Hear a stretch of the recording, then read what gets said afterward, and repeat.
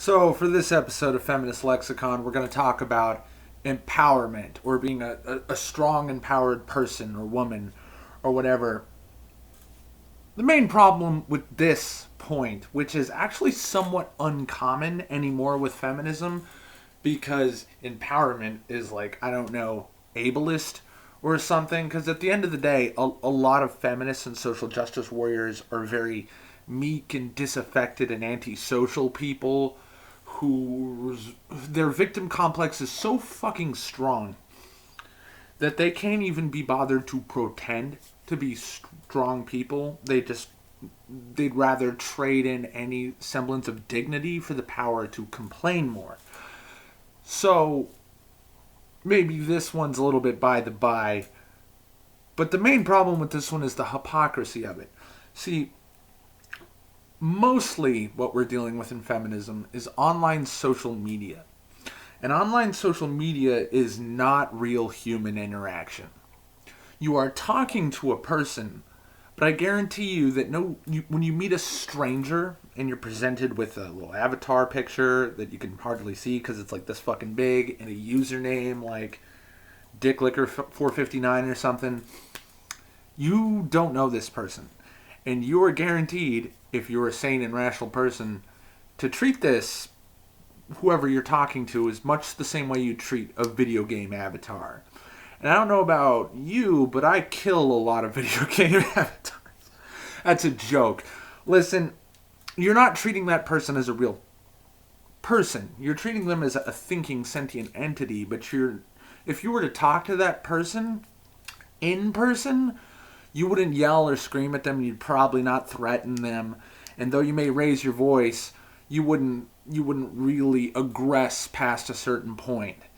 That is different, even more so for feminism, because very frequently feminism is dealing with singular targets, whether it's a business or even so just an actual singular person, en masse. So a horde of random usernames or a petition or a letter writing campaign to a company, and that is usually the method through which this aggression takes place, and that there is a swarm of anonymous people lining up together in order to effect change on a singular victim. So when that is happening, it's much like the reason why they used to have firing squads as an execution mechanism back in the day. I know there's different rules and stuff about whose gun is loaded or not loaded, but really it's like you don't feel like you're murdering the person when there's 6 of you shooting the guy, and one of you isn't actually shooting the guy, so you can sort of have it in your head that maybe you weren't the guy who shot him and all that shit.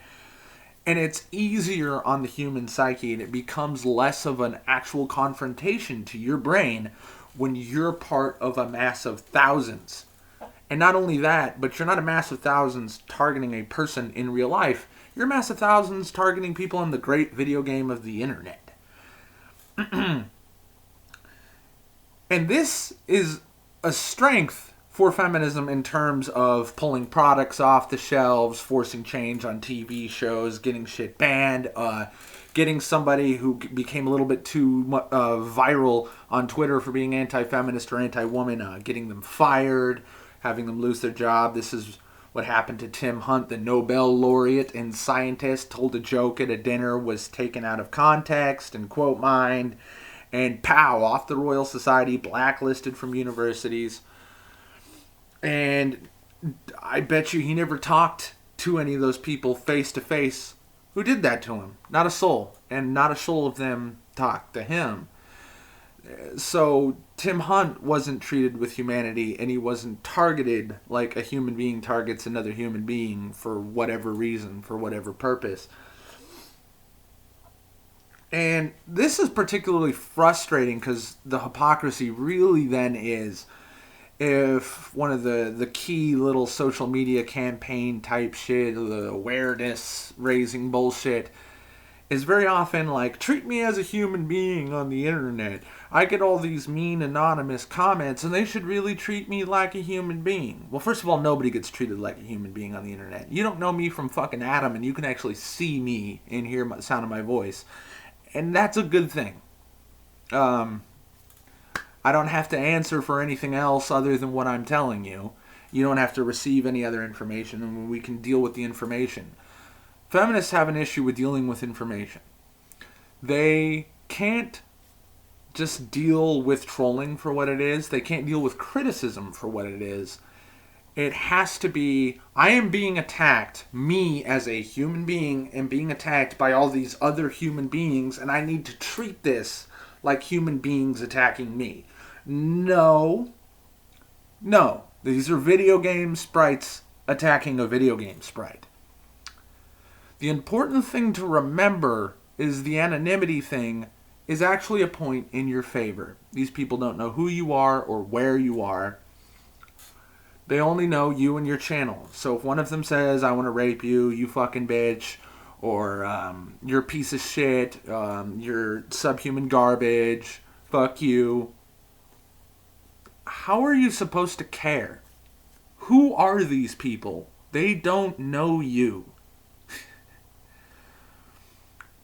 If you're really a good person, then why do you put any stock in what they're saying? A lot of people want to go so far as to say offense is never given, it's only taken. That's not true. However, it is up to you to have a realistic perception of what should hurt your feelings or has any real bearing on you in your life. I get abuse on the internet too. And most of it comes from feminists and Atheism is Unstoppable fans. But that's mostly Peter Dax. I haven't talked about that guy in forever. Whatever. The thing is, none of those people know me. All of their comments are incredibly superficial, most of which have to do with my appearance or the sound of my voice.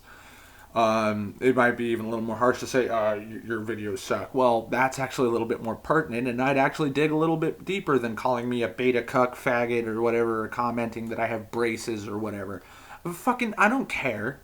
I don't base my humanity on how I look, and neither should you. So all these feminists who are like, take for instance Jacqueline Glenn, fellow atheist YouTuber, goes like, everybody's always sexualizing me. Well, Jacqueline Glenn, you pose for Playboy. You purposefully sexualize the thumbnails of almost all of your videos and appear in extremely revealing clothing. That is not an excuse for their behavior, but are you sure you're not sexualizing yourself first? Okay? You have done literally nothing to stop people from sexualizing you, and I'm sorry, whether you did it on purpose or not, you actively encouraged people to sexualize you. Okay? Okay. So when you say people sexualize me, well, you know what? Honestly, it's your fucking fault. Alright? And yes, it is true that women are more likely to be sexualized because biological gender, men, have extremely strong sex drives, and it's usually the first instinctual animalistic brain thing they think when they see a woman. However, most feminists won't give us the credit that we are capable of not doing that 100% of the time, and that we can actually, engage with ideas and shit, unlike feminists. So, to wrap things up, either you want everybody to be treated like a human being, except for when you want to form an anonymous hate mob, or you admit that this is a completely artificial warfare theater that we're in, where we're not a battle of people in a real battlefield, but we're a battle of ideas. And much like you should, I also put no fucking stock in trolls. Trolls cannot hurt me. They can't. No matter what fucking shitty things they say. We all know what they're saying is shitty. Nobody's telling you that trolls aren't shitty. Trolls are shitty. It's a bad thing that they say that shit to you. But guess what?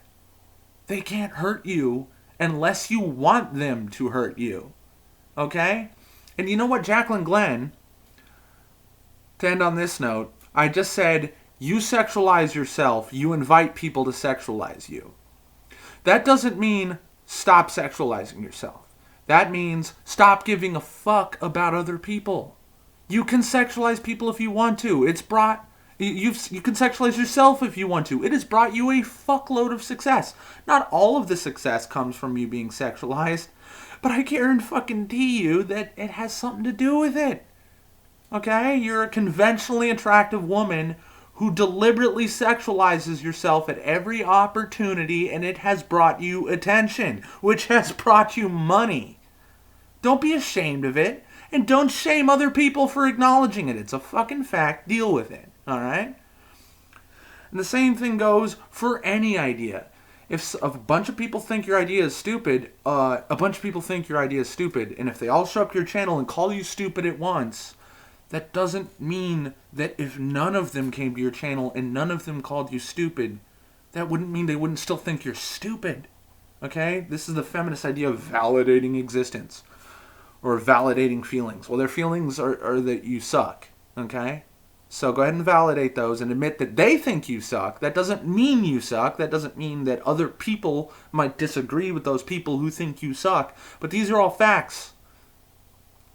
Reals over feels, people. Thanks for watching.